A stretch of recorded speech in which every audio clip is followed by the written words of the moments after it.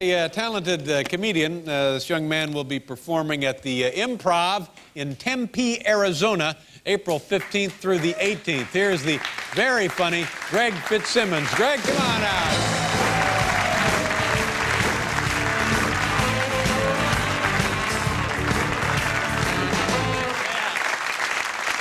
Thank you all. Very excited. We got Easter coming up on Sunday. I'll do the usual. You know, first my fiance comes to my parents' house and they hide Easter eggs. And then I go over to her parents' house and they hide their disappointment.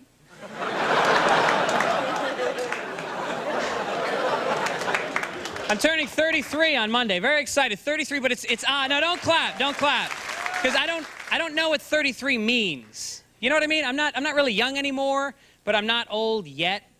I'm kind of stuck in that awkward in-between stage where my hair is just starting to fall out, but I'm still maintaining my youthful acne. So, physically, it's all really coming together for me right now. My fiance's 33. It's a good age to fall in love, you know, because you've both been in love so many times that now you know it's the real thing, right?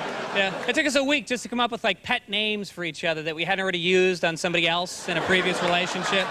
By the end of the week, I'm Norman, and she's Dude. The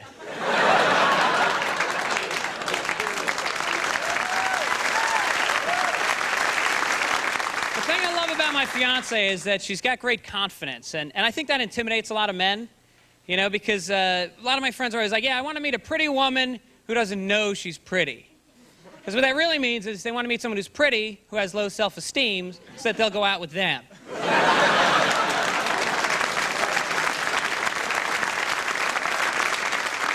We had to get married. You get a lot of pressure from married people when you're still single. So when are you guys getting married? When are you getting married? When are you getting married? When are you getting married? When are you getting married?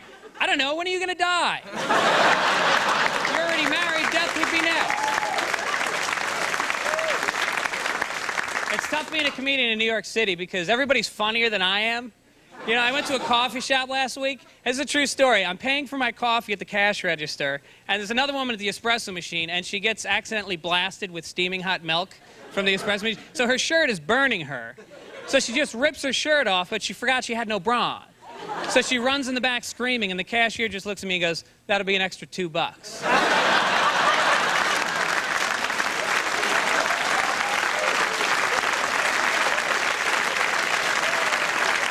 If you live in New York, you got to have something to keep your sanity living in the city. Just some kind of an activity just for yourself to keep your head on straight. Like for me, one night a week, I do it on Mondays. I slip into the darkness and I take one human life. And Tuesdays, it just feels a little bit less crowded.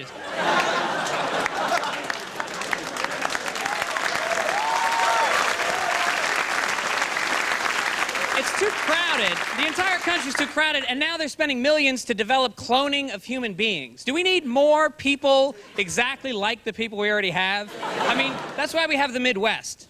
Do we need... no, don't... What are you moaning at? If it's so great, what are you doing here? I just went to Iowa. You know, Iowa's the only state where you can actually stand on your front porch and watch your dog run away for 3 days.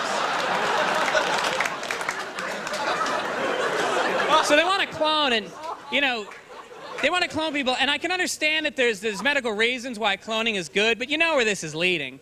Eventually, everybody's going to want their own clone. You know, just spare parts in case you run out of stuff. You know, you don't care. You go out drinking. Guys on a leash behind you, 3 feet.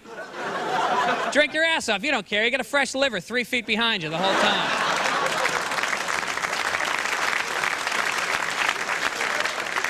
And you know they're not going to clone everybody. You know our country. We'll just clone like the tall, skinny, beautiful people, right? You guys aren't. What are you clapping at? You're not getting cloned. Yeah? I'm not getting cloned. We're not getting cloned. We'll all be dead. And in 1,000 years, the entire planet will just be tall, skinny, beautiful people. And then the Earth will cool by like 10 degrees. And the skinny people will start dropping like flies, right? Because they don't last. You ever see a skinny guy on a cold day? They tremble like chihuahuas. Right? Then you see a fat guy in a tank top, sweating.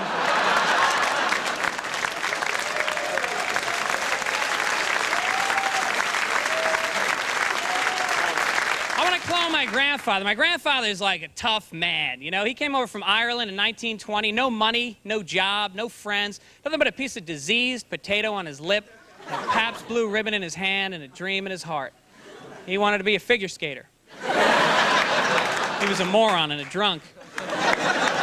His name's Florence. Moved to New York City in 1920. They used to beat him up because his name was Florence.